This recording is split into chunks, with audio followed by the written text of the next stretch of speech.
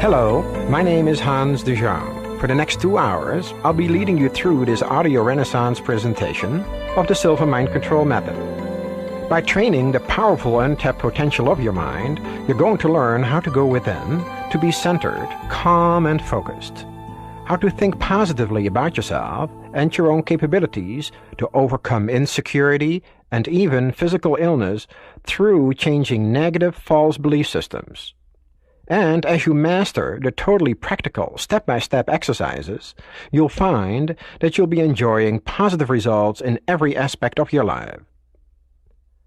Let me start out by giving you a little background information. The Silva Mind Control Method was pioneered by Jose Silva of Laredo, Texas, over a 22-year period, between 1944 and 1966. His initial interest in mind development was sparked when he was inducted into the Army during World War II and, like all the other soldiers, had to take a series of psychological tests. Silva was absolutely fascinated by the kind of test questions he was asked to respond to, and he ended up interviewing the Army psychiatrist about the field of mind development. The psychiatrist recommended Silva start his exploration by reading the works of Freud, Jung, and Adler, and this began his lifelong commitment to scientific research into the potential of the human mind. During his studies, he became interested in methods of raising IQ scores. This interest was especially fueled by some failing grades that had begun to appear on his children's report cards, so Jose decided to find out if he could improve his children's learning abilities, and their IQs in particular, through a series of mental training exercises.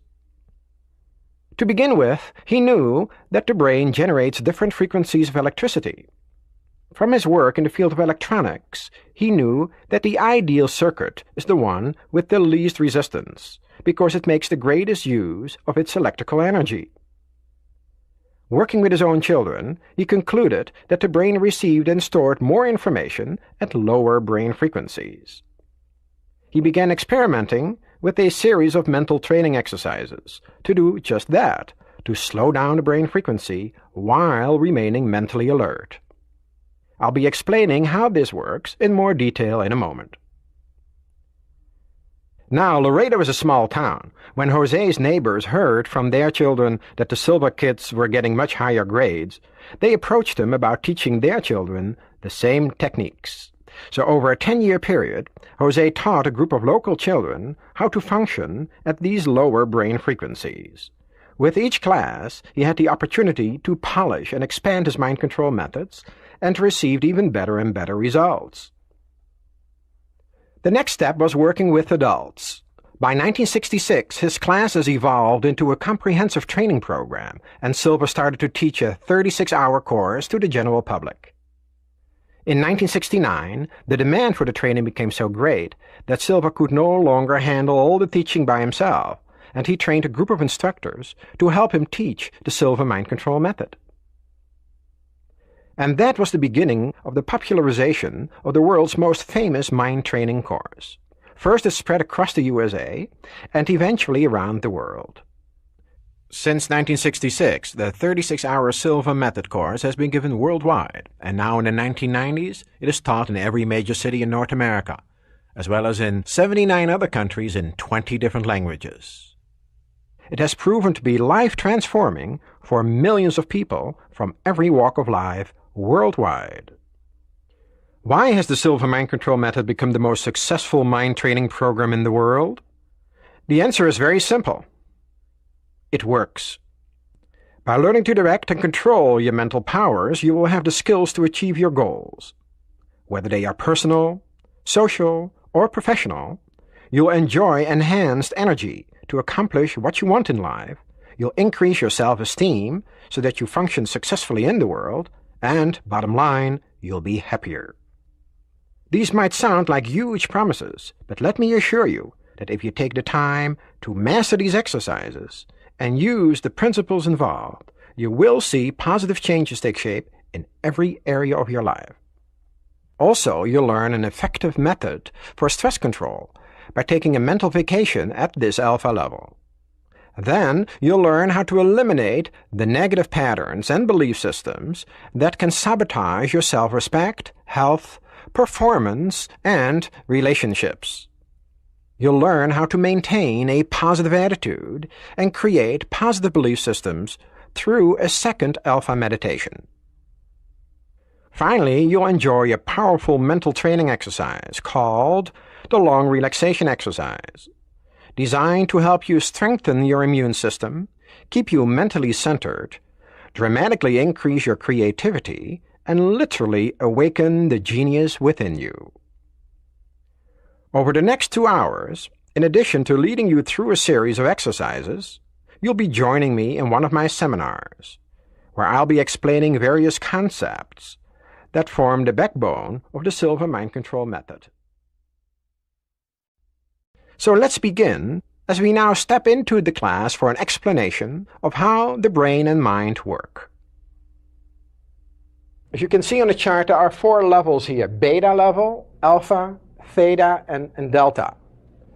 And the line that runs up and down shows brain rhythm in cycles per second. It shows brain activity as measured through EEG equipment. EEG is an electroencephalograph that measures brain activity very similarly to what an EKG does for the heart. You're familiar with EKG measuring heart activity. It measures the heart in so many beats per minute, as the heart functions in beats per minute. The brain functions in cycles per second. So your brain vibrates in so many cycles per second. The way we are now, with eyes open, wide awake, focused, the brain is probably right around 21 cycles per second as measured on EEG equipment. That brain activity is called beta brain activity, or outer conscious levels of the mind. It's a world of action where we go and do things. It's a doing level. You have the physical world with the 5 senses operative. Sight, sound, smell, touch, and taste are fully operative at that level. And time and space as a measuring device. As it took you so many minutes to get here, to drive or to walk or whatever you did from your home. And space-wise, you went through so many miles to go from place A to place B. Now, when you slow down the brain activity, you then in effect enter different brain frequencies. If you slow down, you first go through the alpha brain frequency. As you further slow down, you go through the theta level. And then finally, delta. And the numbers go down. In other words, from 20 cycles functioning at beta when you're awake to deep sleep, the brain could be 1-2 cycles per second. That is deep sleep. So there's a tremendous difference between when you're fully alert and awake and when you're deeply asleep. Alpha, theta, and delta are all 3 connected with sleep. So those are the 3 levels that you normally sleep through. Over here, beta is the awake brain frequency level. While we have outer conscious levels of beta here, we have inner conscious levels at alpha and theta. Now, some people will say, why don't you call the inner conscious level subconscious levels? Because maybe they have had that kind of terminology when they went to school or took a psychology course or are in the field of psychiatry or psychology. They're used to the terminology of subconscious. Sub meaning below the conscious level. So first of all, we don't use that term because once you learn how to use your mind at the inner conscious levels of the mind, it's no longer hidden. So for somebody who is untrained, this would be subconscious. When you're done with the training, you'll be functioning at the inner conscious levels because you're doing it while you are mentally aware. You're not going to be asleep, you're going to be awake while using these levels. So what we are going to learn then is to slow down the brain activity from about 20 cycles till about mid-alpha. To put a number to approximately 10 cycles per second. We want to function at the mid-alpha range. This is where you can make strong impressions on the brain. And that's what we want to do, right? When you have a goal in mind, you want to create a strong impression on the brain pertaining to your goal. So that the brain and the mind is helping you to achieve your goal. In order to learn how to do that, we have mental training exercises. We're going to do specific mental training exercises throughout the 36 hours where we're going to go in and out of these levels. And the key is we're going to learn how to go here, remain mentally awake, alert, and in control while there, and then learn to apply techniques while at that level.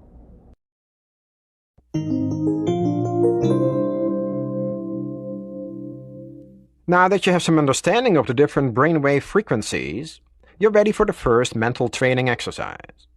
It's a very brief one, about 5 minutes. First, I'll describe and explain the words and phrases I'll be using in this exercise. This is to satisfy the left hemisphere of your brain, the part that is ascribed to logical, analytical thinking. Then I'll guide you through the exercise. And as you slow down the brain activity, producing more alpha brain waves, you'll activate the creative and intuitive right brain hemisphere. So you'll be learning at the beta or logical level and applying what you have learned at the alpha intuitive level. Let's begin with the beta or left brain explanation of this mental exercise. I'm going to ask you to assume a comfortable sitting position. Sitting in a chair is best. Make sure that your clothing isn't too tight. If you're wearing a tight belt, for instance, loosen it up. Kick off your shoes. It is important that you feel physically at ease. When you sit in a chair, rest your back against the back of the chair. You'll find you'll be much more comfortable if you keep your arms and legs uncrossed throughout the duration of these mental training exercises. Remember, these exercises will require your full attention. Do not attempt to do any of them while driving a car or operating any machinery. Once you've found a comfortable position, I'm going to be asking you to take a deep breath and exhale to enter a deeper level of mind. Now, when I ask you to take a deep breath, I really mean it. I really want you to take a deep breath. And the way to take a deep breath is not to pull in your stomach and stick out your chest like a soldier. The proper way to take a deep breath is to fill your lungs and let your stomach expand as you inhale, so that the air can go all the way down into the solar plexus region. This will help you to successfully reach your alpha brain frequency level. So let's practice this for a moment. Take a deep breath, and as you inhale like this, push, not force, push your stomach out, and then gently exhale. Good. Now, continuing with my beta description of what this first exercise will involve, after I ask you to take a deep breath, I'm going to count backwards from 10 to 1 slowly, and just imagine that you're feeling yourself relax more and more as I count backwards. After that, I'm going to ask you to relax your eyelids. As you may know, there are thousands of tiny muscles in the eyelids, and one of the primary areas for tension is the eyelids. By letting go of whatever stress or tension may be in the eyelids, you can evoke the feeling of relaxation. After you have done that, I'm going to ask you to allow this feeling of relaxation to flow slowly downward, all the way down to your toes. Next, I'm going to ask you to mentally go to an ideal place of relaxation. Now, an ideal place of relaxation could be a place that you already have visited, such as sitting at a beach, or being in the mountains, or any place where you have been where you have felt very relaxed mentally and physically. If you cannot think of such a place, or do not know of such a place, you can mentally create one. In the Southern California area, we also hold children's classes from time to time, and one of the favorite places of relaxation for the children is a big fat cloud in the sky, right in the middle of it, gently floating. So feel free to be as creative as you'd like to be in designing the location of your mental vacation. I'll be quiet for a while so that you can enjoy this place of relaxation, and then I will tell you it's going to feel like an hour of relaxation. And even though I'm going to be quiet in regular clock time, a lot less than that, you will find that it actually feels as though you relaxed for an hour or so. Let's begin.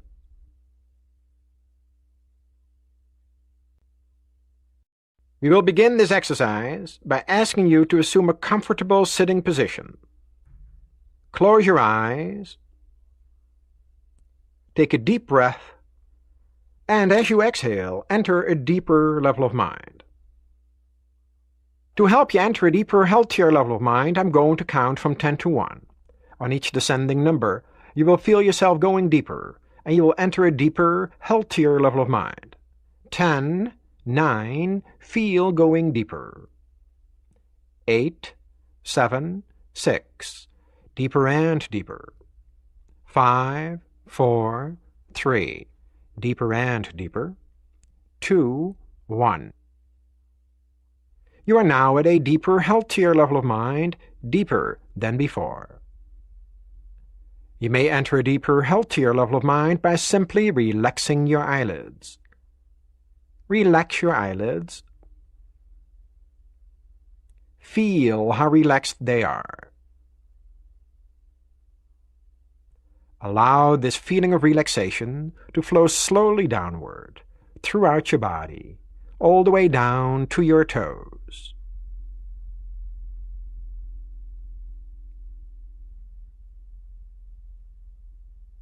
It is a wonderful feeling to be deeply relaxed, a very healthy state of being. To help you enter a deeper, healthier level of mind, I'm going to count from 1 to 3. At that moment, you will project yourself mentally to your ideal place of relaxation.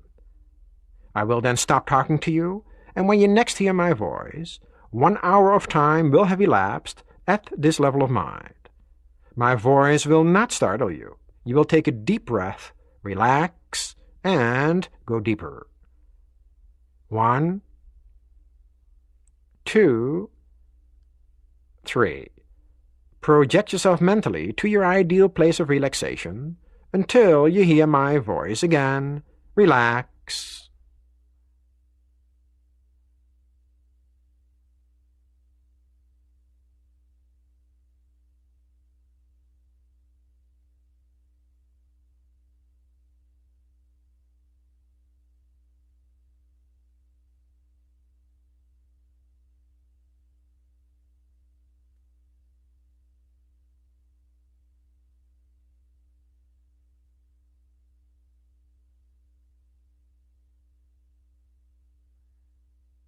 Relax. Take a deep breath and go deeper. You will continue to listen to my voice. You will continue to follow the instructions at this level of the mind and any other level, including the outer conscious level. This is for your benefit. You desire it, and it is so. Whenever you mentally or verbally mention the word relax, all unnecessary movements and activities of your body, brain, and mind will cease immediately, and you will become completely passive and relaxed physically and mentally. I may bring you out of this level or a deeper level than this by counting to you from 1 to 5. At the count of 5, your eyes will open, you will be wide awake, feeling fine and in perfect health. The difference between genius mentality and lay mentality is that geniuses use more of their minds and use them in a special manner. You are now learning to use more of your mind and to use it in a special manner. In the next longer Silva exercise, we will impress and program beneficial statements for your benefit. In a moment, I'm going to count from 1 to 5. At that moment, you will open your eyes, be wide awake, feeling fine and in perfect health, feeling better than before. You will have no ill effects whatsoever in your head, no headache, no ill effects whatsoever in your hearing, no buzzing in your ears, no ill effects whatsoever in your vision and eyesight. Vision, eyesight, and hearing improve every time you function at these levels of mind. 1, 2, coming out slowly now.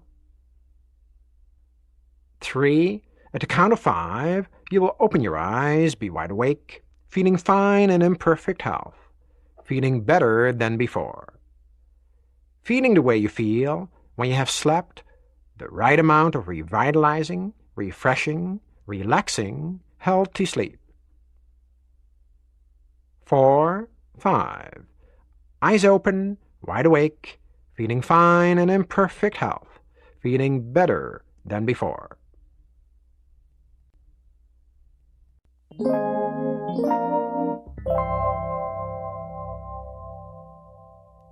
You notice during this last exercise that I read a statement pertaining to genius. Geniuses are individuals who use more of their minds and use them in a special manner. In simple terms, what I mean by that is that they use both parts of their brain for whole brain thinking. And you are now learning the skills to do just that. Does this mean I'm telling you that you're a genius? The answer is yes, indeed, you are a genius. Now, you may not be aware of this fact. If you don't know you possess a talent, then you can't make deliberate use of it.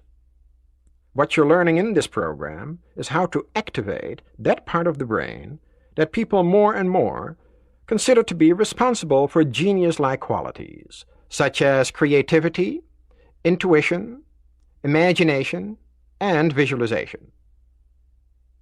And by learning to go into that alpha dimension, as you are doing, you will find that those qualities will improve and you'll become better at accessing them anytime you wish.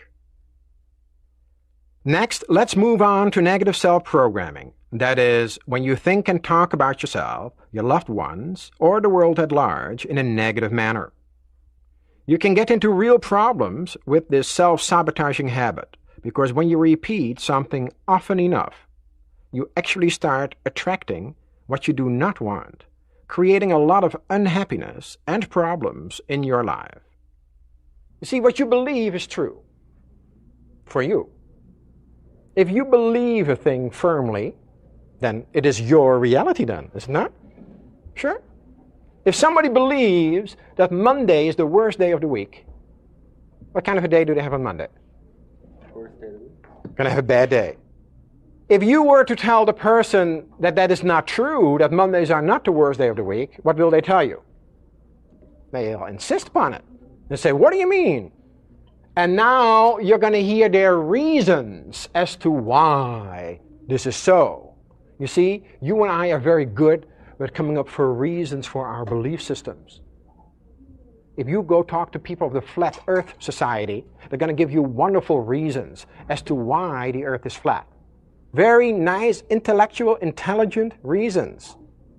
If you ask a person why they have lousy days on Mondays, they're going to give you wonderful reasons as to why. Somebody might say something like this. All the work has been carrying over from the weekend, and when you've been gone for a couple of days, and then when you come back on Monday, you're a little behind from the stuff you left behind from last week, and then you don't really feel like working, so you sort of have to get into that. Between what you are behind and getting into the swing of things, boy, you're going to have a rough day on Monday. Now this sounds good, doesn't it? I mean, I believe it. But it has nothing to do with the truth, does it? Because there are a lot of people who think that Monday is just like any other day. So what happened to their Saturdays and Sundays and getting into the swing of things? What happened? In other words, it is a personal justification that has nothing to do with the reality. Now let me tell you what you and I do. You and I come up with personal justifications why we do or why we do not do things. And those reasons we have also nothing to do with the reality. The reasons are manufactured by us, and the more intelligent you are, the better your reasons. Right? Now, all those reasons are false. And if you catch yourself doing that, where you come up with your reasons, I'm going to give you a little phrase to use instead. Say to yourself, the reason I'm not doing X, Y, or Z is because the sky is blue. Because that reason is just as good as any other one you're going to come up with. Because usually we use our reasons to help sell the idea to ourselves and to the people who are listening to us. Let me tell you why I didn't get the work done. Because so-and-so called, and this happened, and then that happened, and I didn't have the time to do it. Oh, okay. That sounds like a good reason to me. The real reason is, of course, for some reason you didn't feel like doing it, so you deferred, you delayed doing it. You said, well, I'll do it tomorrow. That's the real reason, right? You didn't want to do it. Of course, if you had wanted to do it, you would have done it. And of course, Not having enough time is just another reason, right? There are very few things when there is total equality, but there's absolute total equality when it comes to time. No one gets more than 24 hours a day, or less. Exactly 24 hours every day. So when we say we don't have the time, that tends to be another reason for not doing it. People have all kinds of reasons. We have reasons that we are too young to do a thing, or we can have reasons we are too old, or a reason we are not ready, or we have reasons that maybe tomorrow, or reasons that the timing isn't right, and the reasons go on and on and on. It is okay to do it as long as you know and do it deliberately. As long as you know that that is not true, you can do it. Be my guest and use it. As long as you know that it's not accurate, that it is just another sky is blue. Now what happens when you start doing that is you're going to sort of find yourself a little funny, because you say, I don't want to do it, that's why. You're going to be honest about it. And that's fine, you see. I don't want to go out tonight and meet with these people and party. I just don't want to do it. So you don't just say, I'm sort of tired, but I don't know, I might make it, but don't really count on me. You know how we go through a whole routine like that? And you say, hey, I'm not going to be there tonight. I have other plans. Even if the other plan is to collapse on the couch. That's a plan, isn't it? You don't have to lie about it. But when you kid yourself like that in other people, then again you set up brain patterns that you don't really want to deal with.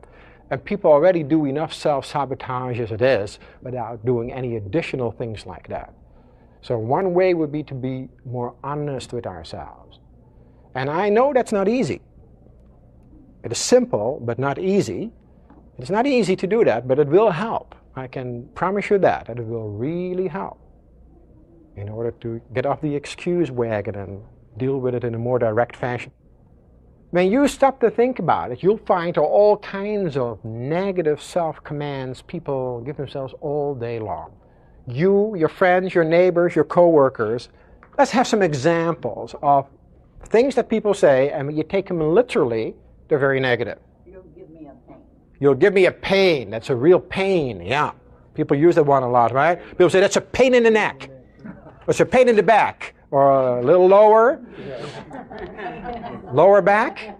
And then people, if you repeat it often enough, with enough emphasis, the brain believes it and will do whatever it can.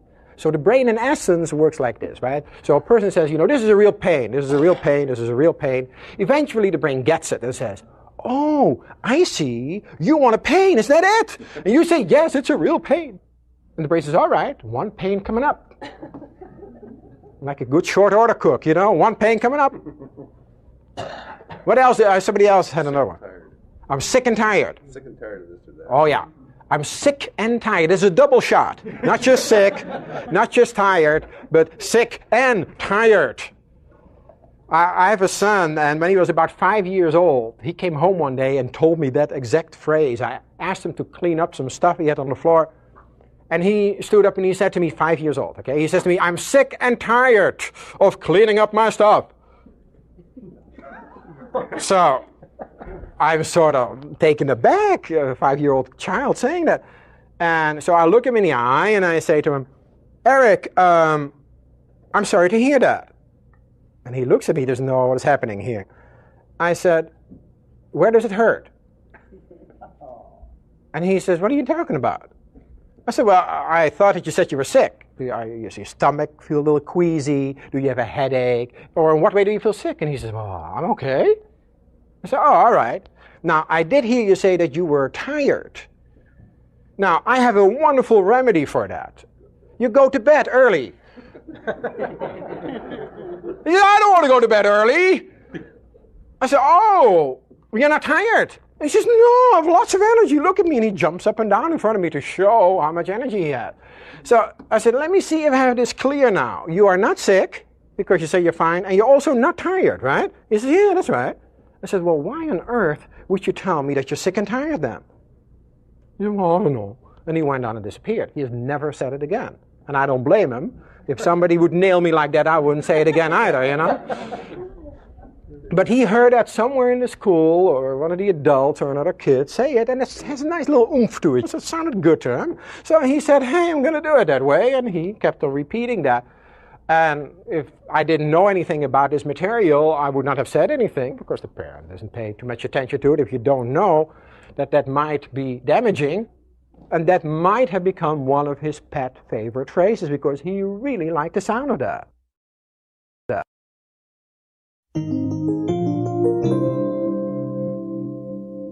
Yeah, what else do people say? You give me a headache. Oh, isn't that a wonderful one here? First of all, when we say that another person is doing it to us, makes us the victim, right? So first of all, we're playing victim.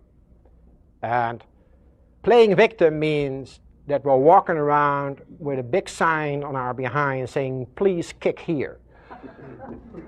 And let me assure you, if you were to do that, you're going to find people are going to oblige you. So we don't want to play victim, because if you are a victim, it means you have no control. And we are teaching the exact opposite. We're talking about self, mind control. So saying you give me a headache is a ludicrous statement to begin with. The other person cannot give you a headache unless they were taking a hammer and pounding on your head. And since they're not doing that, when a person says that, what they're really saying is, I am responding to you in such a way that I'm creating a headache for myself. That's the truth. And if you're doing it in that fashion, by all means, go ahead and do it. Create your headache if you wish. So, it's not a true statement. You're lying when you say it. Nobody gets you angry. Nobody gets you upset. Nobody gives you a headache. No one does that.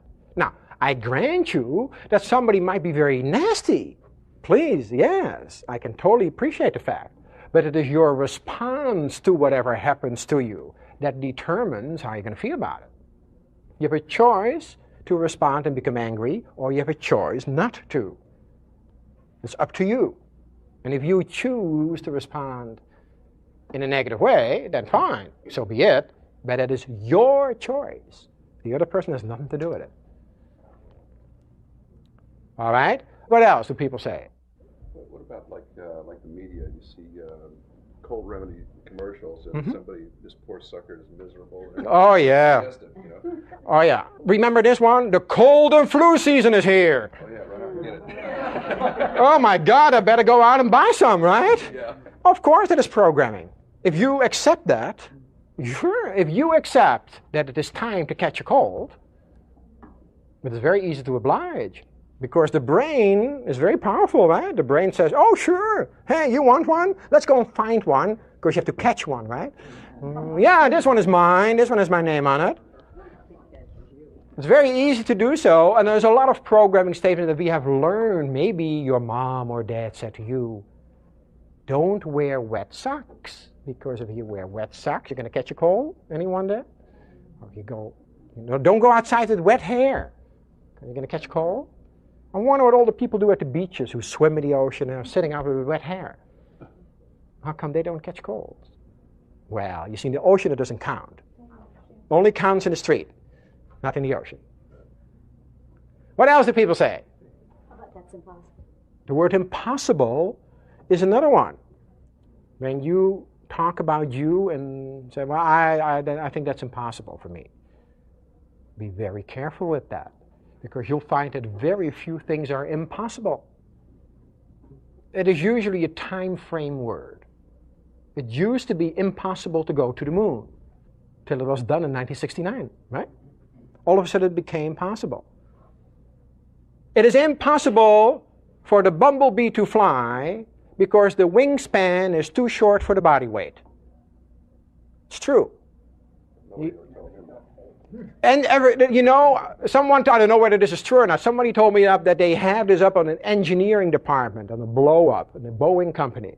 And they have that. They have a picture of a bumblebee, and it says underneath, it is impossible to fly for the bumblebee because the wingspan is too short for the body weight. And from a mechanical engineering point of view, with our current knowledge, that's an absolute true fact. Of course, the bumblebee doesn't know this, so it just goes and flies. Yeah, but it's doing something impossible to our current knowledge. And maybe you're still using some impossibles for you that were impossible for you when you were 4. But not now that you are 24, 44, 84. Right? We have this old belief system yet. How about people who drop something, then they start probing themselves. Say, I'm clumsy. Look at how clumsy I am. Boy, am I clumsy. After a while, we will become that way, will we not? We'll be right. You and I always get to be right. Isn't this wonderful? You always get to be right. Because whatever you say is true for you. If you repeat it often enough, make strong enough impressions on the brain, it will become true. Have you ever had someone say this to you? I've been worrying about it a lot and it finally happened. Yeah? How about people who say things like, to go back to the physical level again, that burns me up. Well, fever would take care of that, right? I cannot stand that. Maybe a problem with the back or the feet. I remember I took my car in for a repair some years ago, and the man who was handling the paperwork said to me, he said, I'll have this guy take care of it for you. He said, hey, stupid, come over here. I said, I'd like a different mechanic, please. Because even this man, by a wonderful man, if he'd been programmed to be stupid, I surely didn't want to work him on my car. And of course, very negative. And a lot of negativity gets done to children. And it is done not in any knowing way. I want you to appreciate that. It's not done deliberately that people do not know.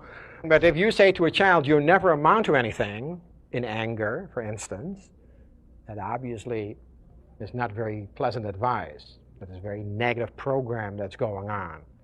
And when you say to a child who has never done this particular thing before, when they don't do it right the first time, oh, you'll never learn how to do that right, then of course, again, that is very negative programming. And an extreme example of that are people that still have problems with what they were told when they were 3, 4, 5 years old, 20, 30, 40 years later. It is still in there, and they're having to deal with it, and they go into therapy and what have you because of statements like that. Now, fortunately, the ones that you really want to pay attention to are the ones you repeat a lot. It isn't the ones that you say once in a while. It is the ones that are repeated all the time. The repetition is what does it. The word kill is a very negative word as well. This job is killing me. We used as an example earlier. These kids are killing me. A mom, frustrated and tired, might say, right? These kids are killing me. Cancer runs in the family. Oh yeah, negative programming pertaining to health. This is another problem. Cancer runs in the family, the example here, yes. We talked about we don't remember much in the first 2, 3, 4 years of our lives, but that is when a lot of programming takes place. In other words, here is this 2-year-old at a family get-together. And usually a family get-together, sooner or later, people start giving war stories. By war stories, I mean what happened to them, sickness and illness-wise, and scars. Let me see, you think that is a bad scar, somebody might say. Let me show you my scar. It runs around on the side in a circle and makes an arrow to the left over here. Now, that is a scar. And of course, negative things like heart problems run in the family, cancer runs in the family. That is highly negative. Because, again, 3 years old now, judgment faculties are not fully developed.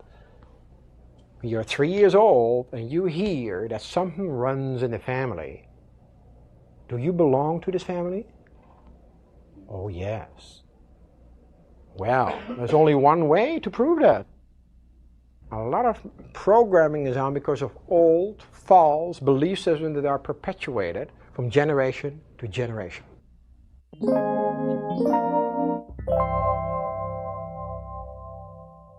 There are, of course, thousands of words and phrases we unknowingly use that are negative self-programming statements. The word can't is a very negative word, for instance. People say such things as, I can't take it anymore. I can't handle it. I can't remember names. And the word die is also used very indiscriminately, such as, I'm dying of thirst. I'm dying to get there. I'm dying to see her. When it comes to money, there are all kinds of negative statements, such as, money is the root of all evil. Money burns a hole in my pocket. I never have any money left over at the end of the month.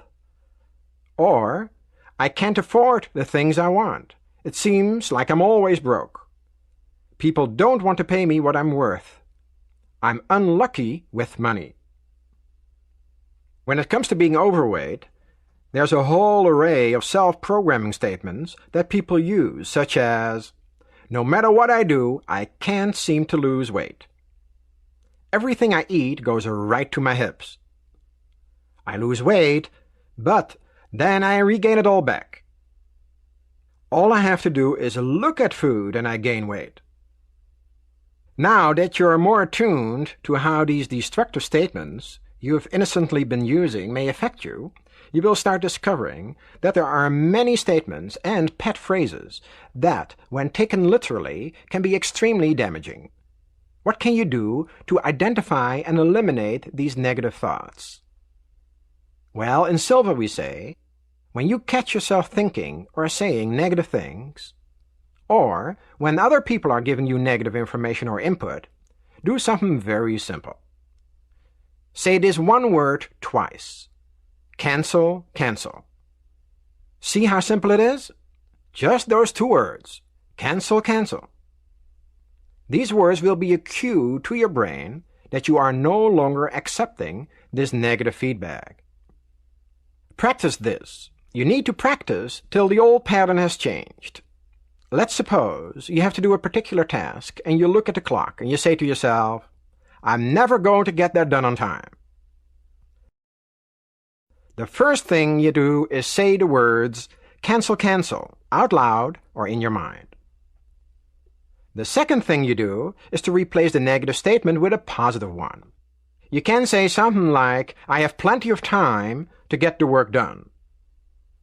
Now let's check in again with the class where we discuss negative versus positive approaches.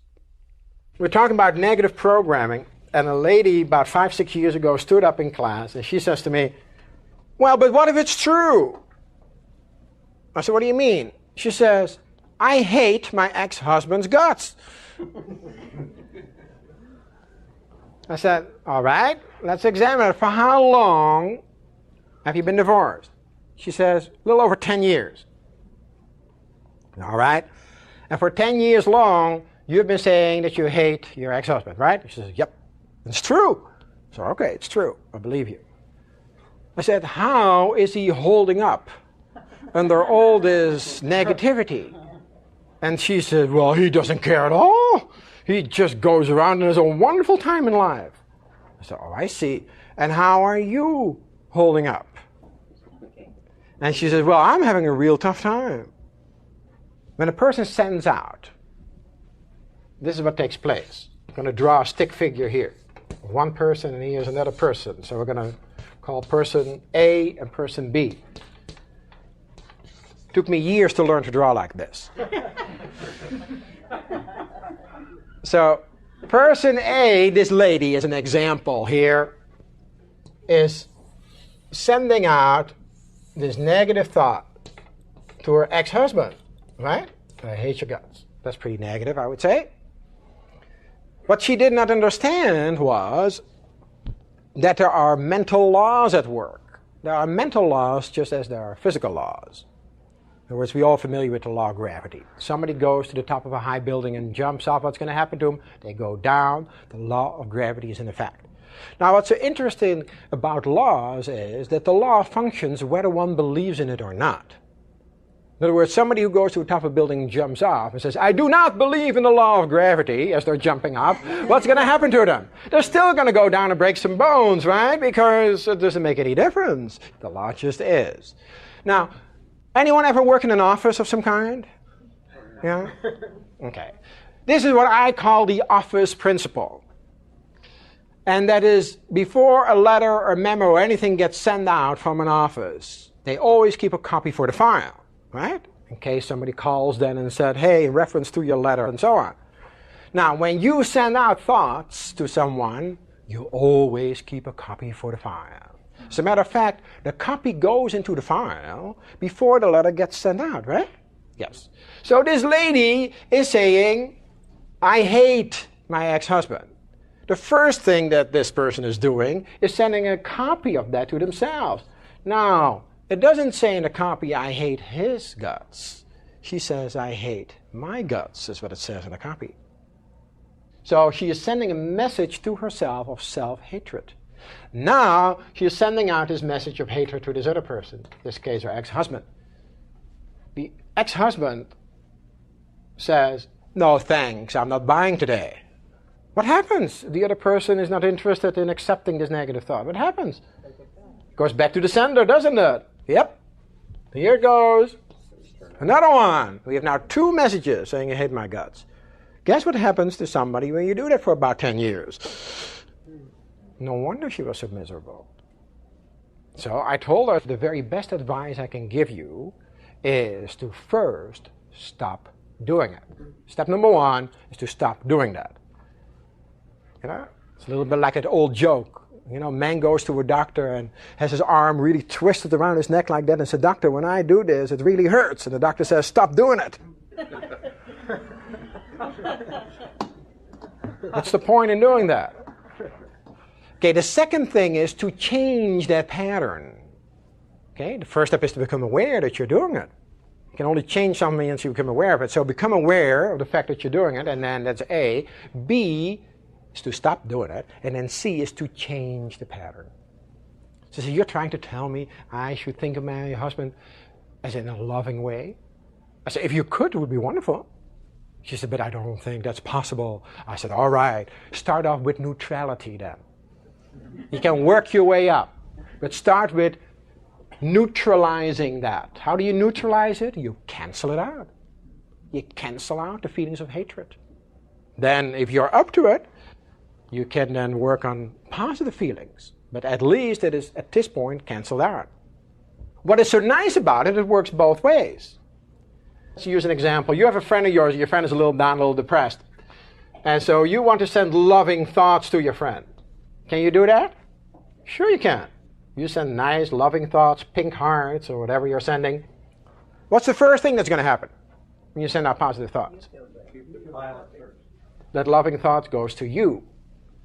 You're sending I love me. There's nothing wrong in saying that. We can all use that one.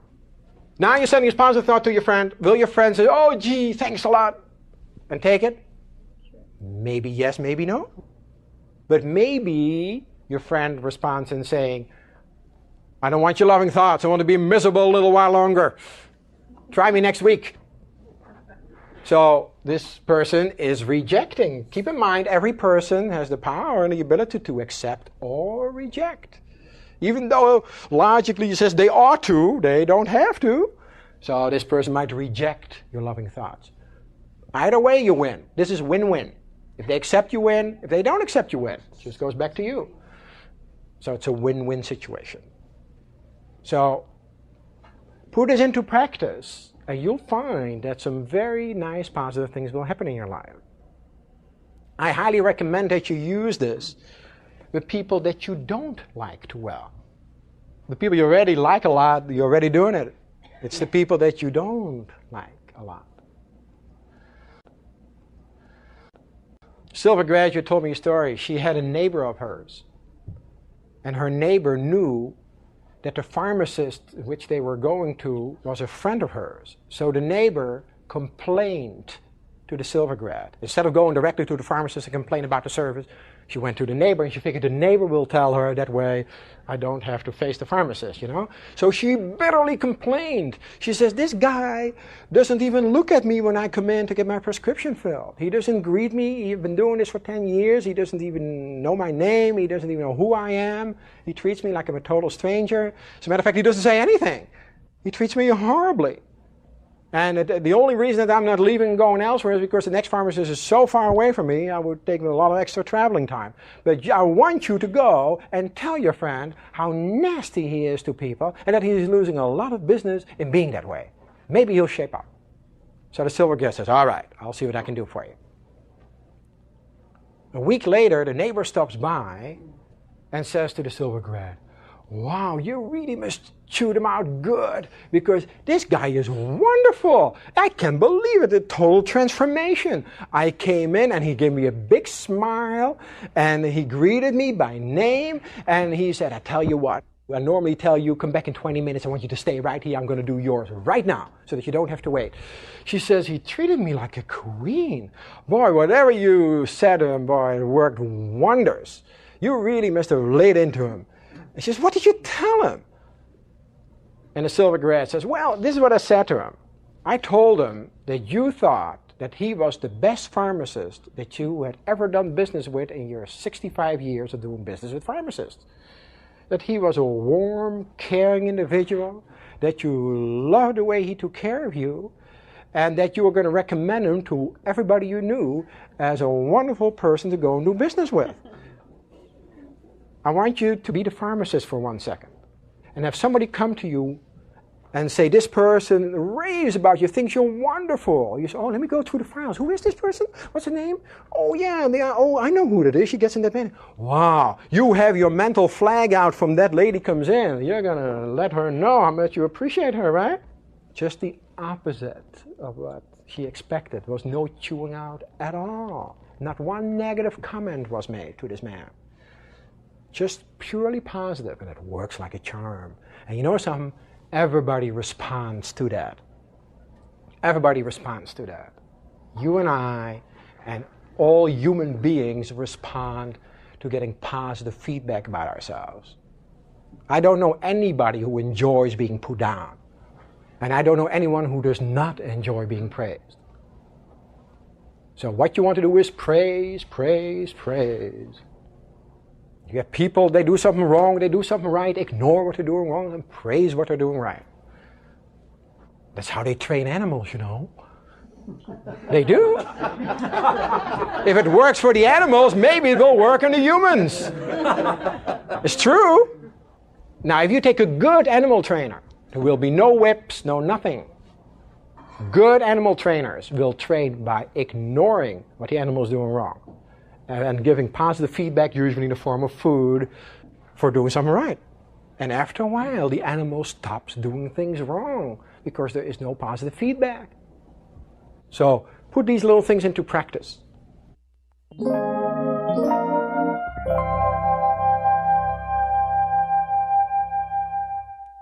Let me offer another way to maintain a positive outlook.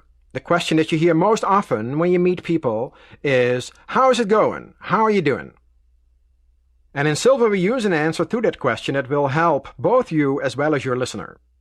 We respond to that question by saying, I'm doing better and better. Thanks. How are you? The key words here are better and better, which actually is a shortcut version of one of the positive phrases that we teach. The positive phrase in its totality goes, every day, in every way, I am getting better, better, and better. This is one of the positive phrases that is used in the next exercise, where you are again going to explore the alpha dimension. We will begin this exercise by asking you to assume a comfortable sitting position. Close your eyes. Take a deep breath. And go deeper. You are now at a deeper, healthier level of mind, deeper than before. To help you enter a deeper, healthier level of mind, I'm going to count from 10 to 1. On each descending number, you will feel yourself going deeper, and you will enter a deeper, healthier level of mind. 10, 9, feel going deeper. 8, 7, 6, deeper and deeper. 5, 4, 3, deeper and deeper. 2, 1.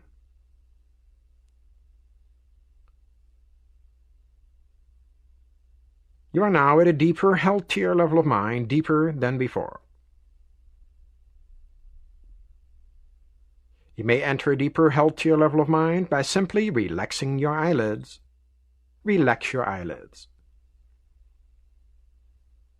Feel how relaxed they are. Allow this feeling of relaxation to flow slowly downward throughout your body, all the way down to your toes.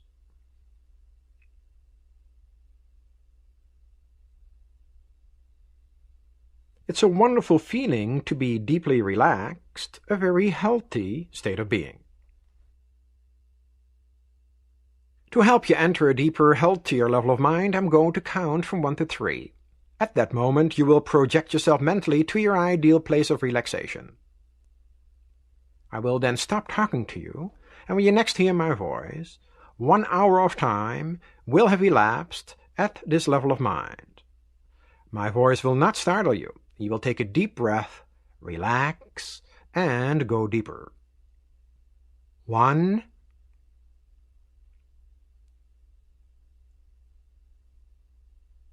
2,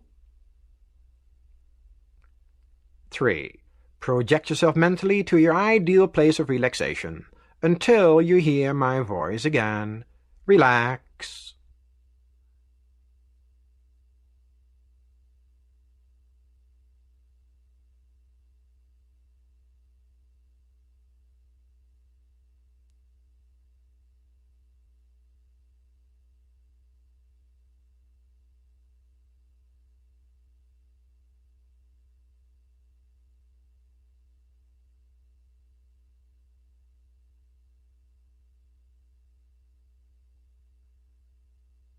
Relax. Take a deep breath and go deeper. You will continue to listen to my voice. You will continue to follow the instructions at this level of the mind and any other level, including the outer conscious level. This is for your benefit. You desire it, and it is so.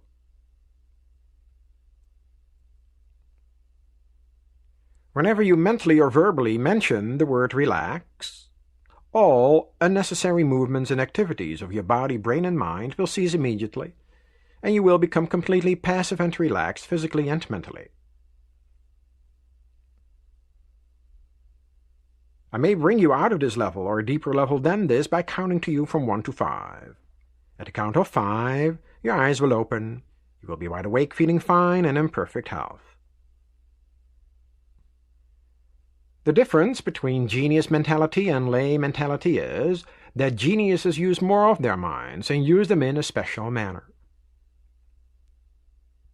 You are now learning to use more of your mind and to use it in a special manner.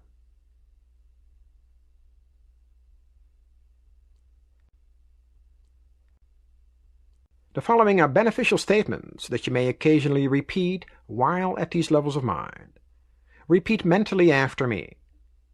My increasing mental faculties are for serving humanity better.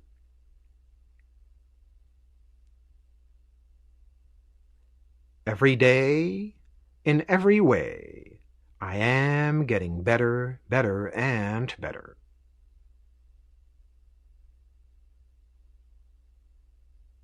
Positive thoughts bring me benefits and advantages I desire. The next Silva Mind Control exercise will include the alpha sound that will help you to relax physically and mentally so that you may enter deeper, healthier levels of mind.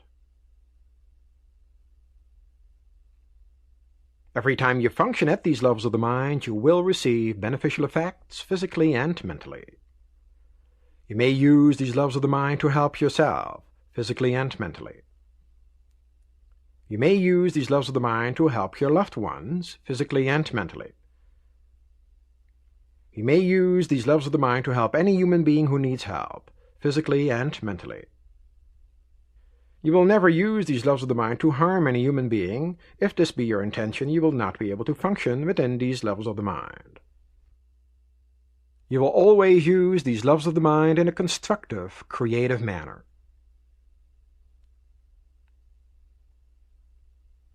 In a moment, I'm going to count from 1 to 5. At that moment, you will open your eyes, be wide awake, feeling fine and in perfect health, feeling better than before. You will have no ill effects whatsoever in your head, no headache. No ill effects whatsoever in your hearing, no buzzing in your ears. No ill effects whatsoever in your vision and eyesight.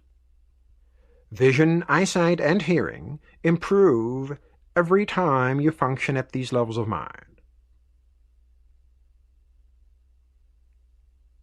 1, 2, coming out slowly now. 3, at the count of 5, you will open your eyes, be wide awake, feeling fine and in perfect health, feeling better than before. Feeling the way you feel when you have slept the right amount of revitalizing, refreshing, relaxing, healthy sleep. 4, 5. Eyes open, wide awake, feeling fine and in perfect health, feeling better than before.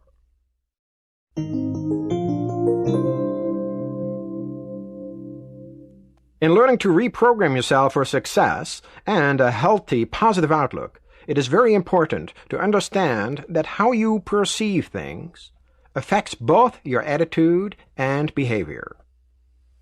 I'm going to tell you another story. There was a farmer who had a small plot of land, and if he worked day and night with his horse, he has one old horse, if he worked day and night from sunup to sundown, 7 days a week, every week, no holidays, no vacations, there would be just enough food to feed him and his family. One day, disaster strikes. The horse ran away. One of the neighbors hears about this and says, "Oh my God, your horse ran away? That's horrible." And the farmer says, "No, it isn't." And the neighbor says, "What do you mean? I know what this means. I'm just like you, you know. If you have to do this by hand instead of using the horse, there is no way in the world you can do it. You're going to run out of time. You'll get less food. There will be not enough food for your family. You're slowly going to starve to death. That is horrible." Farmer says, "No, it isn't." "All right," the neighbor says, "why isn't this not horrible? Tell me, explain to me, I don't understand." And the farmer says, "What you don't know is it's true the horse ran away, but it came back. And not only did it come back, it brought 2 other horses with it. I got 3 of them now." And the neighbor says, "Wow, that's wonderful." And the farmer says, "No, it isn't." So the neighbor says, "What do you mean? You got 3 horses, it will be easier, you have a little extra time, more food, more leisure. It's wonderful." Farmer says, "No, it isn't." So, "Okay," the neighbor says, "why is it not wonderful that you have extra horses?" He says, "Well, what you don't know is that my oldest son tried to tame one of these wild horses and got thrown off and broke both of his legs." And the neighbor said, "Oh, that's horrible." And the farmer said, "No, it isn't." "No, it isn't." "Why isn't it?" And the reason it isn't, the farmer said, because the militia came by, recruited all the young, able-bodied men, and skipped my son because he had 2 broken legs. This is a never-ending story, by the way. You can go on and on like that and go back and forth, back and forth. And the reason I'm even mentioning it to you is that since you do not know ahead of time, it is usually only in retrospect when we find out what was wonderful or what was not so wonderful. You might as well go ahead and assume everything is there for a reason. And it's going to work out the right way, because if you base your actions on that assumption and get rid of the fear-based emotions, you'll find it tends to be a lot more wonderful than not so. So use the positive approach. Okay, when you do mental programming, there are a number of factors involved that will make your programming more or less effective depending on how well you use the factors involved. Number 1 reason is desire. When I say, or you say, that we want something, do we really want it?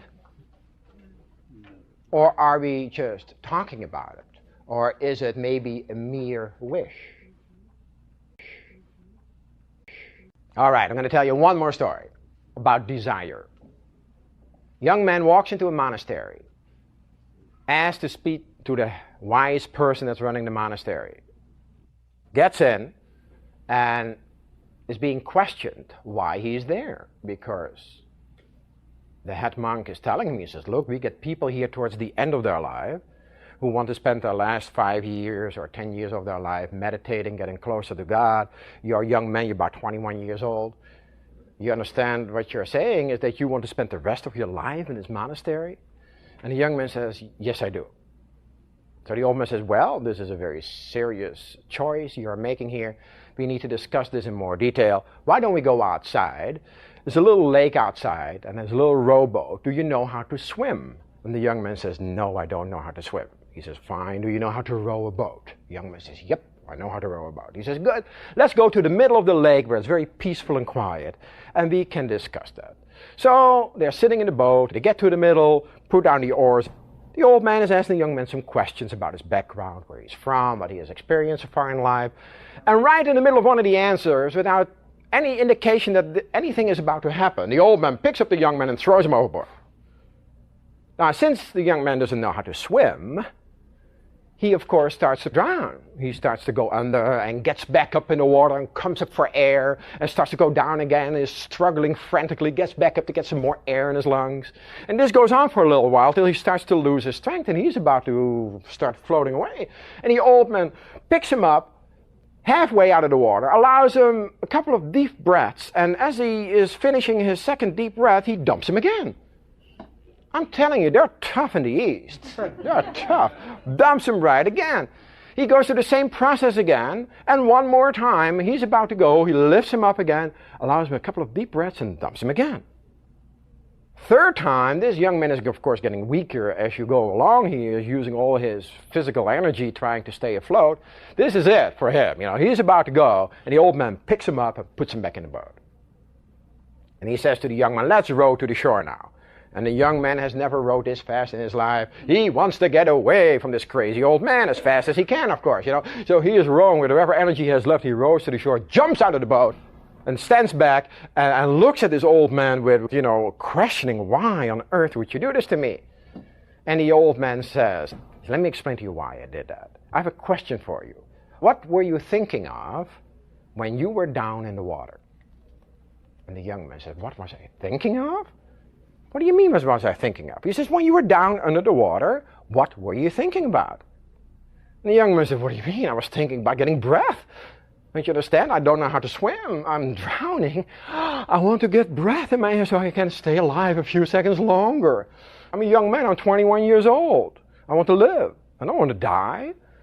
He says, were you thinking of anything else? Were you thinking of maybe having a good time, playing with your friends? The young man says, no. He says, were you thinking of maybe taking a nice ride on a horse and having some fun that way? He says, no, master. All I wanted to do was to breathe. Please, that's all I want. There's nothing else. I had no thoughts of anything except breath. The old man looked at him. He says, good. He says, when you feel the same way about becoming enlightened and studying here in this monastery as you did about breath a little while ago, you can come back here anytime and stay here. He says, why don't you meditate on this for a while and see me and let me know what you wish to do? About 30 minutes later, the young man walks back in. He says, thank you very much, master. Maybe I'll see you in 40 years. That's not what he wanted, obviously. He was just trying to run away from his problems temporarily, hoping they would go away, for a while. He didn't really want to spend the rest of his life there. He did not have a strong desire to do that at all. There was no desire there.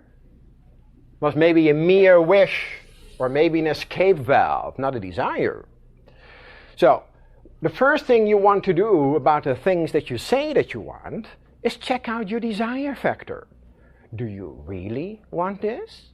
Or are you maybe saying you want it? Is it maybe old programming? Did somebody else tell you this should be good for you or would be good for you? Check, is this your desire? If it is, fine. Then you're done with that particular element. Yes, I really want to do this or have this or become this or change this or whatever it is you're working on. Second factor is belief. What is your belief system in this area? Do you believe that you can? If you're weak on belief, You might want to do things such as, has anybody else ever done this? In other words, somebody might say, I want to write a book. Has anyone else ever written a book? Yes? Oh yes, hundreds of thousands of people. Well, if it is possible for the other hundreds of thousands of people, maybe it's possible for you. Okay? Okay? People say, I want to make X amount of dollars per year. Let's say, pick any number, let's say $60,000 a year. Has anyone else ever made $60,000 a year? Oh yeah, lots of people make $60,000 a year. If they can, you can. So your belief factor, do you believe you can? Are you weak in your belief? Then you want to shore it up, make it stronger. Think of it a little bit like a stool with 3 legs on it. You want to have sturdy legs on your stool if you want to use it. So desire would be one leg, believe would be another one. Do you believe you can? You may want to cancel out some old false belief systems. Maybe you still have a belief system that says, I never have enough money in my life. I always run out of money by the end of the month. You see, if that is true, we are fighting ourselves on this one. So you want to cancel out negative or false belief systems we have in that particular area and replace them with a positive.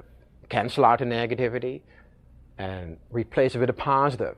For instance, from now on in, instead of saying I'm always short of money, you might want to say I always have plenty of money in my life, as an example. You know, the phrase that you come up personally is the best one for you.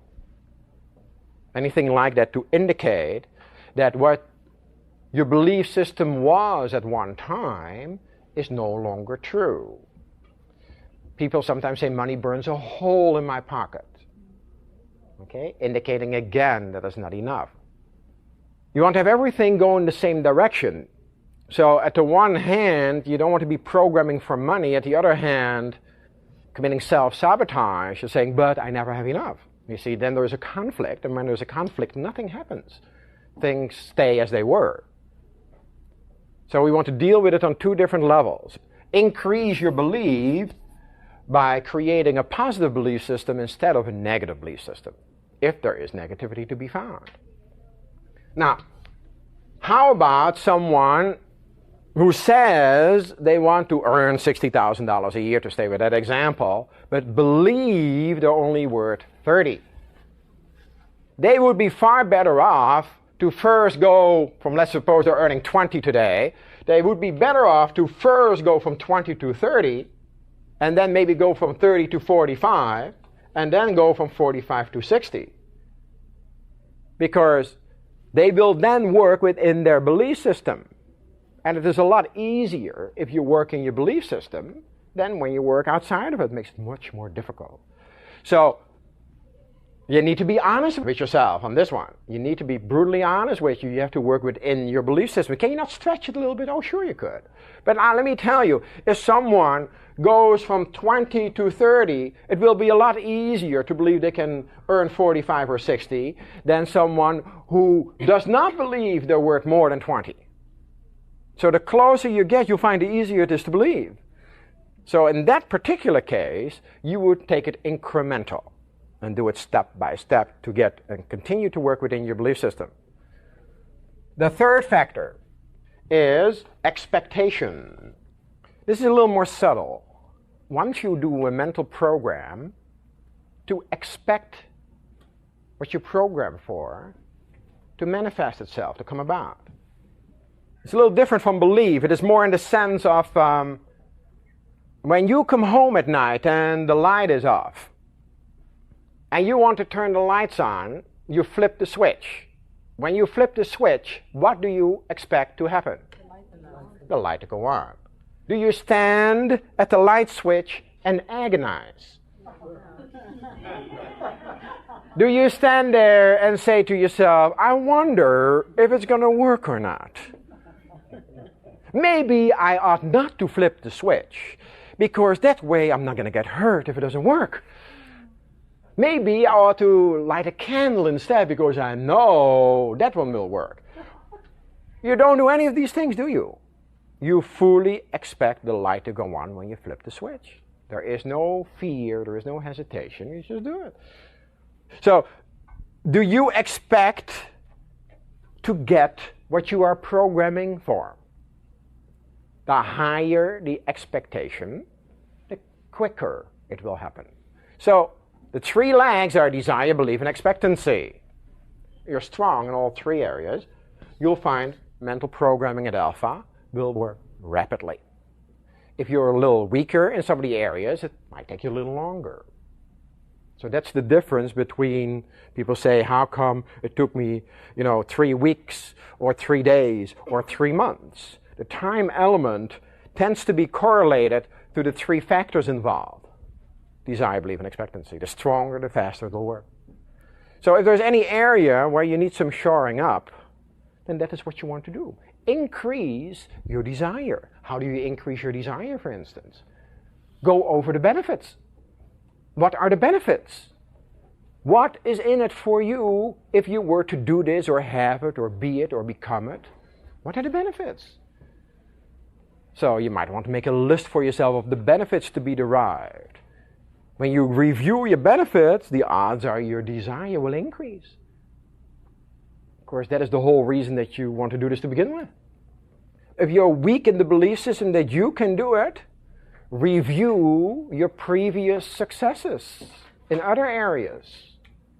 Because when you review your previous successes in other areas, you believe that you can do this in this new area will increase because you just went over all the areas that you already were successful in. Expectation is at the beta level of the brain. While at the alpha level of the brain, we accept it as already being true and real. So we expect at beta and we accept at alpha. This is not going to happen the very first time you do this because there will be not enough expectation because of previous results. But as you keep on using these tools, your expectation will become stronger and stronger. And you basically want to operate in this fashion. You want to sort of call in your order mentally, just like you would do to a catalog company. Right? If you call a company by phone with an 800 number with a charge card, you basically say, here's the information, send me whatever it is you're ordering. Do you have expectation that it's going to show up at your door? Oh, sure, right? Sure. You call, if you were to call a big company, like Sears, for instance, and say, can you send me a tape recorder? And they say, sure, which one do you want? Model number such and such. Yeah, we have that in stock. You ought to get it within the next 2 to 3 weeks. Are you going to call every day to make sure that you're getting it? You're going to call the company every day and say, by the way, I yesterday ordered this tape recorder. You're sure you're going to send this to me? Are you going to do that every day? I hope you're not, because these people answering the phone there are going to be very unhappy with you if you were to do that. They say, well, we told you we're going to ship it to you. Yeah, it will be there. Just relax. Right? So normally, of course, you would not. You fully expect this thing to show up, don't you? Yeah, you say, all right, so it should be at 2 or 3 weeks. Now, if it were not to show up in 3 or 4 weeks, then of course you would want to double check what was going on. But in the meantime, in between time, you would have full expectation for this to show up at your doorstep. So, desire, belief, and expectancy are the key elements in any kind of mental programming. Use those three.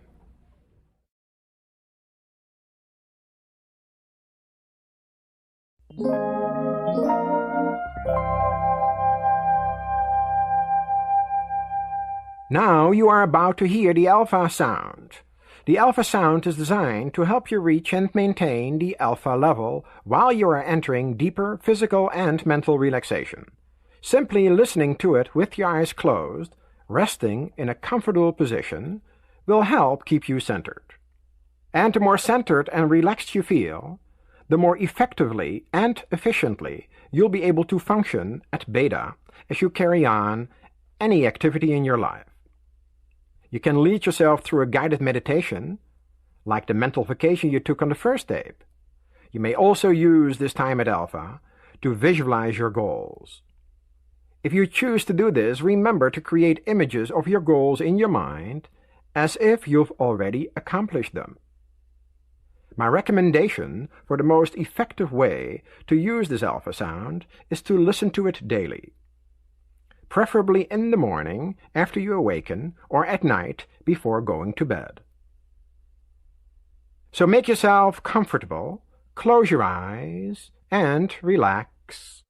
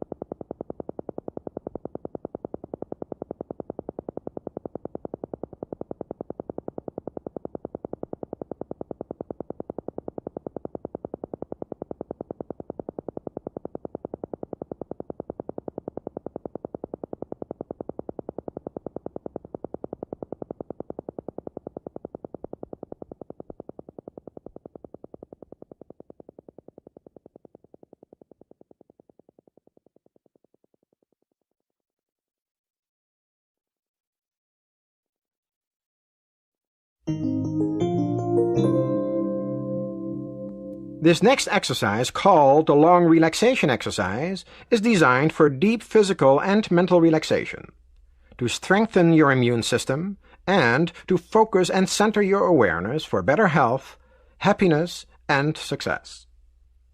I recommend that you listen to this exercise at least once every 3 days. This mind training exercise is adapted from one originally copyrighted by Jose Silva of Laredo, Texas, in 1969 after 25 years of research. New material on this presentation is copyright 1988 by Jose Silva. Reproduction for redistribution is strictly prohibited. This is the standard mind training exercise of the Silva Method. In the background, you will hear the gentle tapping of the alpha sound. This sound will help your brain adjust to the alpha rhythm. Remember that if at any time you feel uncomfortable, readjust your position to make yourself more comfortable. If you feel you must open your eyes for any reason, then open your eyes and make yourself comfortable. Anytime you desire to relax, mentally or verbally repeat the word relax, and you will relax physically and mentally. Now prepare for this mind training exercise by finding a comfortable sitting position. We will begin this exercise with a 3-to-1 method. Assume a comfortable position, close your eyes, take a deep breath, and while exhaling, mentally repeat and visualize the number 3 several times. Whenever you close your eyes to function at deeper levels of mind, occasionally tell yourself mentally, if someone calls me, or in case of danger or an emergency, I will open my eyes immediately and be wide awake, feeling fine and in perfect health.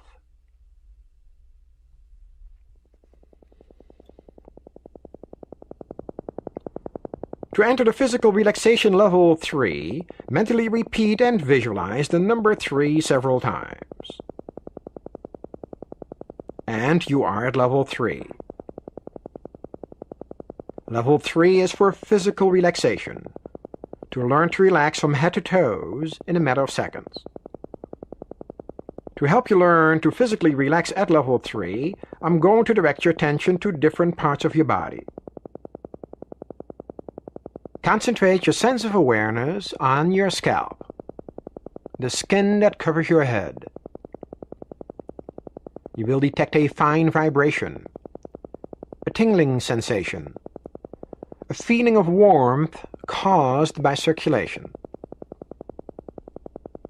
Now release and completely relax all tensions and ligament pressures from this part of your head and place it in a deep state of relaxation that will grow deeper as we continue. Concentrate your sense of awareness on your forehead, the skin that covers your forehead. You will detect a fine vibration, a tingling sensation, a feeling of warmth caused by circulation. Now release and completely relax all tensions and ligament pressures from this part of your head and place it in a deep state of relaxation that will grow deeper as we continue. Concentrate your sense of awareness on your eyelids and the tissues surrounding your eyes. You will detect a fine vibration, a tingling sensation, a feeling of warmth caused by circulation. Now release and completely relax all tensions and ligament pressures from this part of your head and place it in a deep state of relaxation that will grow deeper as we continue. Concentrate your sense of awareness on your face, the skin covering your cheeks.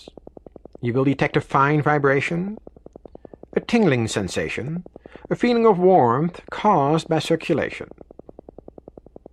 Now release and completely relax all tensions and ligament pressures from this part of your head and place it in a deep state of relaxation that will grow deeper and deeper as we continue. Concentrate on the outer portion of your throat, the skin covering your throat area. You will detect a fine vibration, a tingling sensation, a feeling of warmth caused by circulation. Now release and completely relax all tensions and ligament pressures from this part of your body and place it in a deep state of relaxation that will grow deeper and deeper as we continue. Concentrate within the throat area and relax all tensions and ligament pressures from this part of your body and place it in a deep state of relaxation, going deeper and deeper every time. Concentrate on your shoulders. Feel your clothing in contact with your body. Feel the skin and the vibration of the skin covering this part of your body. Relax all tensions and ligament pressures and place your shoulders in a deep state of relaxation, going deeper and deeper every time. Concentrate on your chest.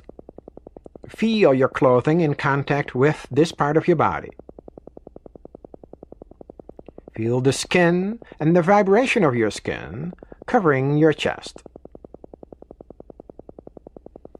Relax all tensions and ligament pressures and place your chest in a deep state of relaxation, going deeper and deeper every time. Concentrate within the chest area. Relax all organs. Relax all glands. Relax all tissues, including the cells themselves, and cause them to function in a rhythmic, healthy manner.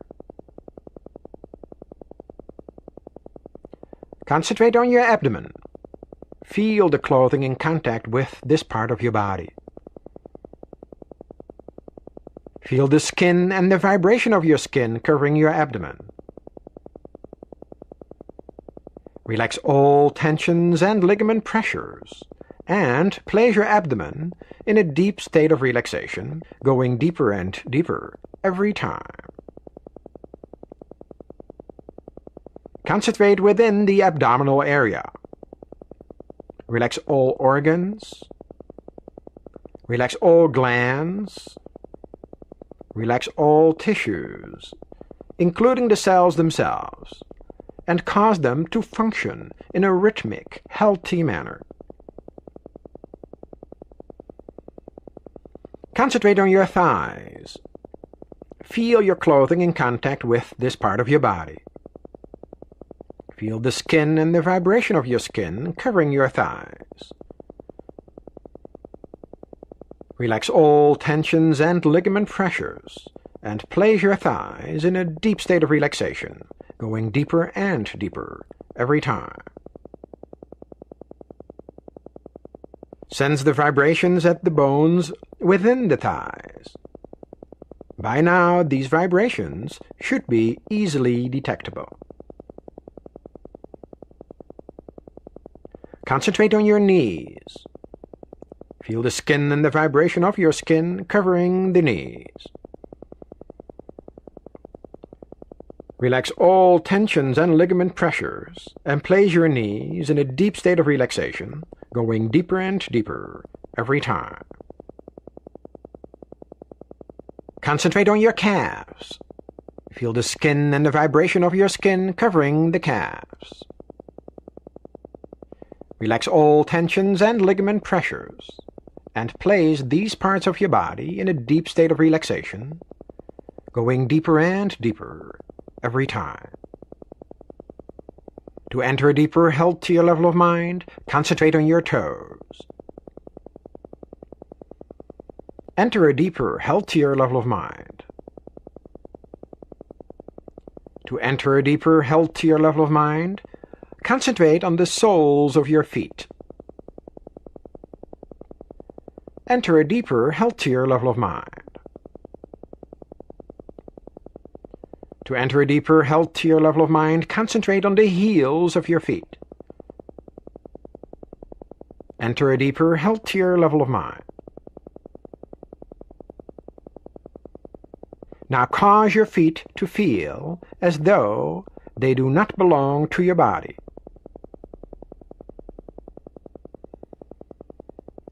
Feel your feet as though they do not belong to your body.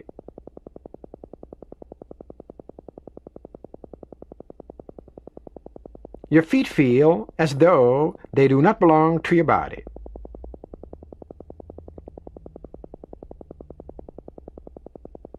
Your feet, ankles, calves, and knees feel as though they do not belong to your body. Your feet, ankles, calves, knees, thighs, waist, shoulders, arms, and hands feel as though they do not belong to your body.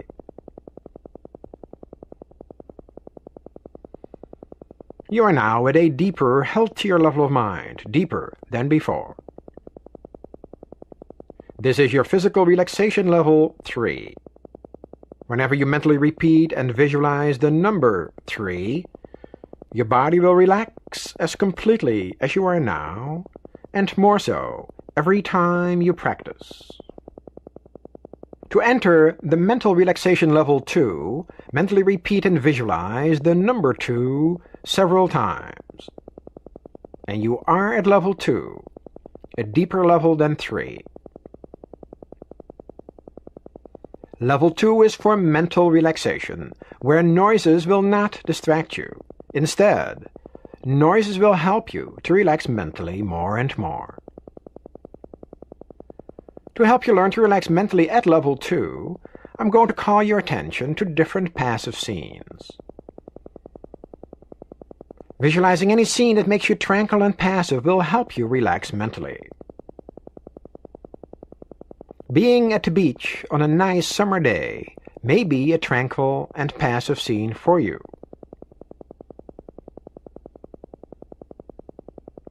A day out fishing may be a tranquil and passive scene for you.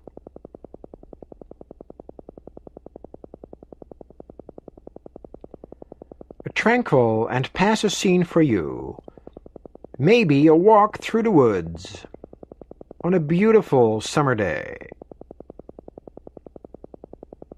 There is a very blue sky with an occasional white cloud, and a breeze that is blowing just right. There are beautiful wild flowers,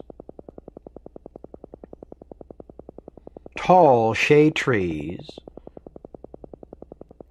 squirrels playing on the branches, birds are singing in the distance. Hear the birds singing in the distance.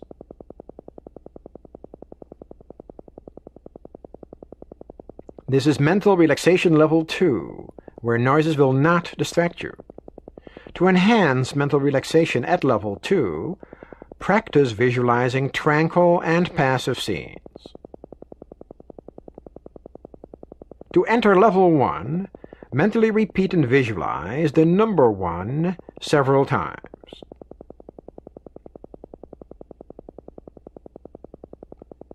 You are now at level 1, the basic plane level that you're learning to use for a purpose, any purpose you desire. To enter deeper, healthier levels of mind, practice with the countdown deepening exercises. To deepen, count downward from 25 to 1, or from 50 to 1, or from 100 to 1. When you reach the count of 1, you will have reached a deeper, healthier level of mind, deeper than before.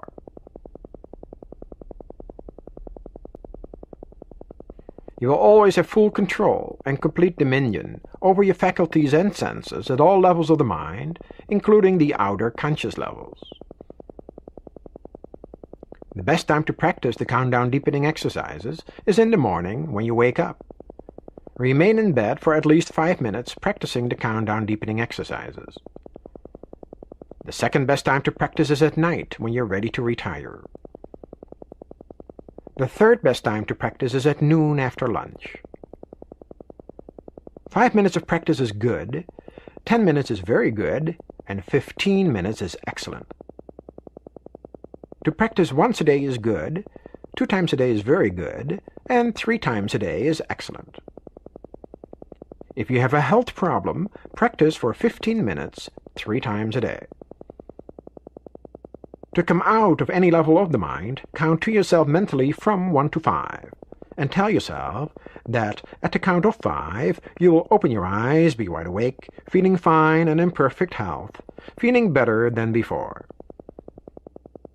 Then proceed to count slowly from 1 to 2, then to 3, and at the count of 3, mentally remind yourself that at the count of 5 you will open your eyes, be wide awake, feeling fine and in perfect health, feeling better than before.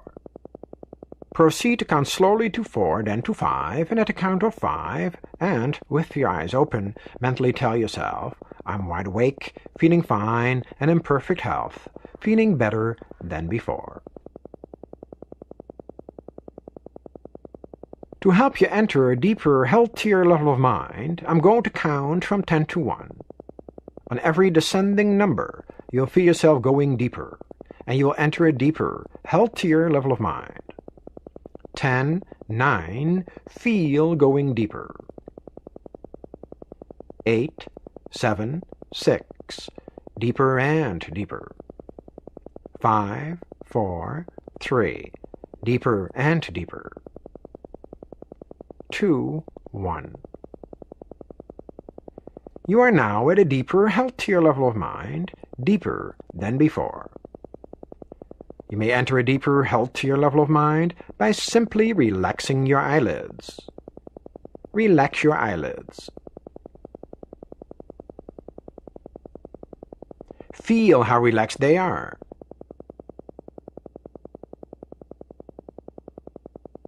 Allow this feeling of relaxation to flow slowly downward, throughout your body, all the way down to your toes.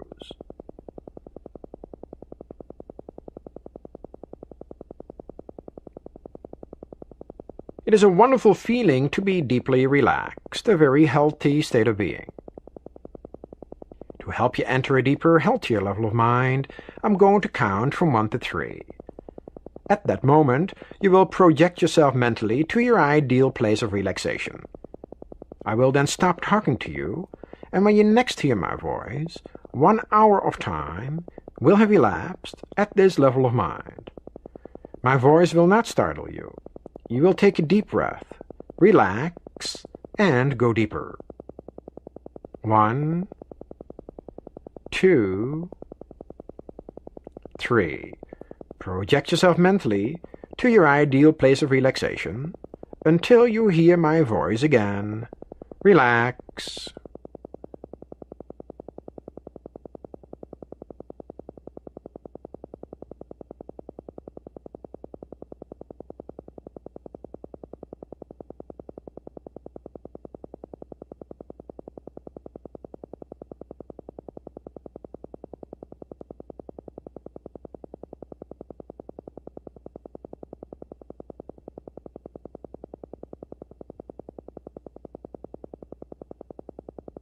Relax.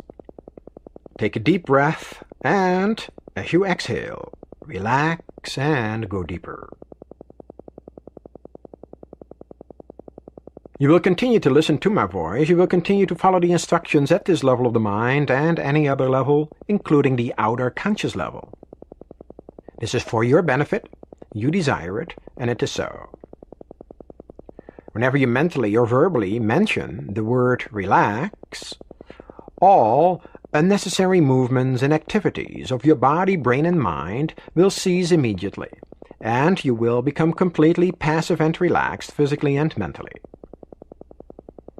I may bring you out of this level or a deeper level than this by counting to you from 1 to 5. At the count of 5, your eyes will open, you will be wide awake, feeling fine and in perfect health. The difference between genius mentality and lay mentality is that geniuses use more of their minds and use them in a special manner. You are now learning to use more of your mind and to use it in a special manner. The following are beneficial statements that you may occasionally repeat while at these levels of mind. Repeat mentally after me. My increasing mental faculties are for serving humanity better. Every day, in every way, I am getting better, better, and better. Positive thoughts bring me benefits and advantages I desire. I have full control and complete dominion over my sensing faculties at this level of the mind and any other level, including the outer conscious level. And this is so.